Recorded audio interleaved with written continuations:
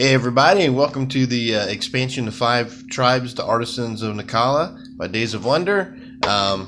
This is a good little thing. I'll just go ahead and tell you right off the bat that I really like this. Of course, you get your little information sheet to show you how everything works and tell you what's going on here. And then everybody gets an extra little player board to help explain. Basically, this just tells you what the new tribes do, what all the items do, and what basically all the new stuff does. So that's pretty easy. You get your score pad, and then this is basically the contents of your box right here. So let's go ahead and take a look at the new tiles. First of all, you're going to get these new tiles, and there are basically 3 different kinds, and those are the new Djinns. So what you have here is you get 2 of these 10-point supersized marketplace. I'm not sure what they're really called in the book, but basically they're like the other market cards, except for if you land here, you can spend 4 money to look at the first 9 cards and get 1 item. And the funny thing is, there's only 9 cards in the row, so basically you're going to take any one of the open face cards from the line for that. So, and it's also 10 points. It's a red territory as well. All right, these blue territories worth 5 points. This is where the Artisans of Naqala have their ability on here. So if you ever land on here, you can either spend 1 of the Artisans, or you can spend 2 Fakirs to get one of these, what they call either special, they're called like items. And these like treasures, they're going to either be 1 of 2 things. They're either going to be a treasure item worth points, or they're going to be something that gives you a magical power. And I'm going to go ahead and show you what these guys look like right here. So like right here, this is a precious item, so that's worth 5. So, and then there's other things with powers, but I'll break up what each one of these do, and it'd probably be easier just to do it on the sheet. But these things are actually well done, good quality, the nice normal Days of Wonder stuff. There's some 7-point chests, and there's also a couple of 9-point crowns in here as well. But like I said, I'll break that down on the sheet for you. So those are the items. So anyway, that's what these tiles do right there. And there's 3 of those. And then there's a chasm. The chasm basically just seems like what it is. It's impassable. When you add this set to your game, you're going to take these 6 tiles, and then you're going to take 10 more to make 16 from the original base set. You're going to shake them up, shuffle them all up, and then you're going to deal out a 4x4 grid, and then you're going to continue to fill in randomly the rest of it, so it'll end up being a 6x6, and then all your old tiles and all these new tiles will be mixed in. But the artisan, all these new stuff will be in their own section in the top left of the board. Now on the placement, there's these little symbols for mountains. So like if you have a couple of areas together, mountains will block your meeple movement. So let me show you what these things are. These are the cool new. I like these guys right here. So basically everybody gets a tint of their own color. And there's these mountains in here. And the mountains will actually, if you look right here, will show you where to place them. And you place a mountain here and a mountain here, because that's where the little mountain symbol is. And that means that now you cannot travel through these mountains to get to this. You have to enter from one of the open sides to get to this square. So it makes it a little bit more thinky of how you're going to move your tribes to get around in there. And let's see, what else do we got in here? Okay, the tribe members themselves. How these guys work, how the artisans work, is when you pick them up as their tribe action, you just basically get to take the number of tribe members you got, because all these treasures are face down in a stack. And let's say you pick up, like, what do I got in my hand here? 4. You take the top 4 of these, and then you would look at them, and then you would choose 1 to keep, and then you would keep it face down. And it'll either be a precious item with points on it, or it'll be something with a power on it.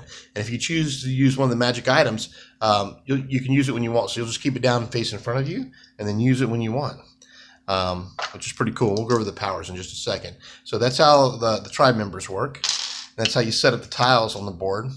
Now the tints are pretty cool. What they do is they score points differently. So instead of placing a camel on 1 turn for tile control, you can place your tint.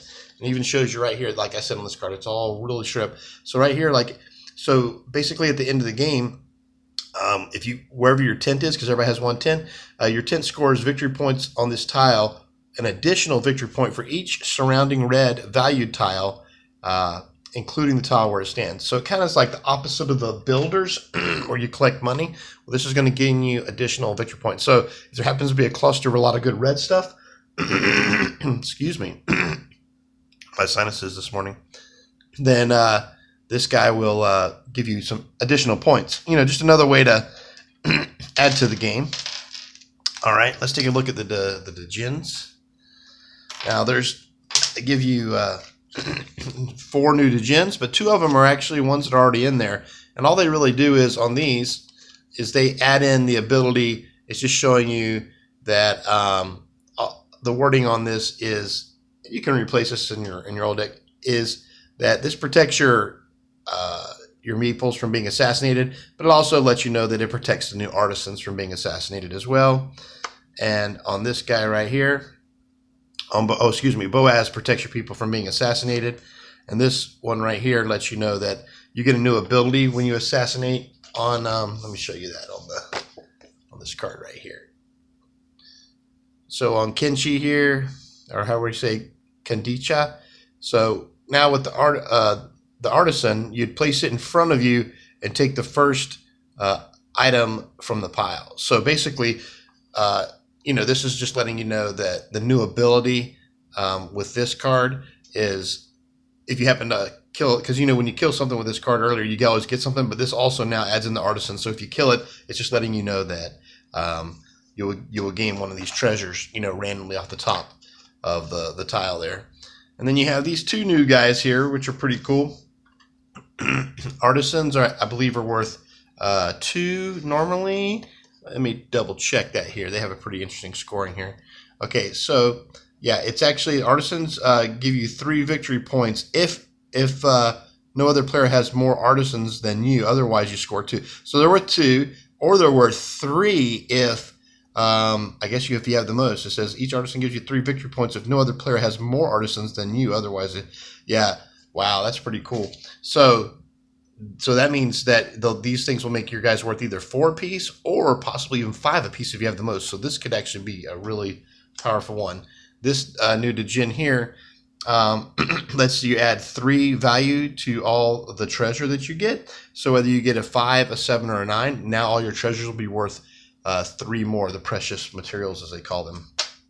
So, all right, that's the tiles, and that's the djinns, and that's the new components there. I'm trying to think of anything else in this game that we haven't covered. I mean, because this is just really just a tight little game. Oh, we didn't go over the powers. Yeah, let me just show you here the powers of all these guys. Okay, so the Burning Scimitar, remove 2 meeples of any color from a tile of your choice. If you completely empty a new tile out of all meeples, and if it's not already owned by an opponent, you may immediately gain control of that tile. Place one of your camels in to show that you ownership. So basically, the Burning Scimitar works like an assassin, where you're going to kill 2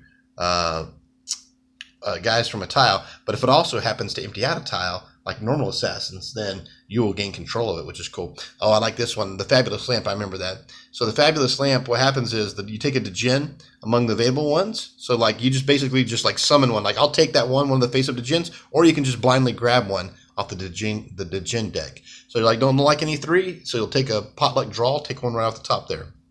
The Enchanting Flute, you can select a tile, and then you can move up to 5 meeples from any adjacent tile onto this tile. Of course, it does. Now the movement it doesn't work like the assassin. It doesn't let you take tile control from if you empty another one, but you can set up your move. So you can do this before your move.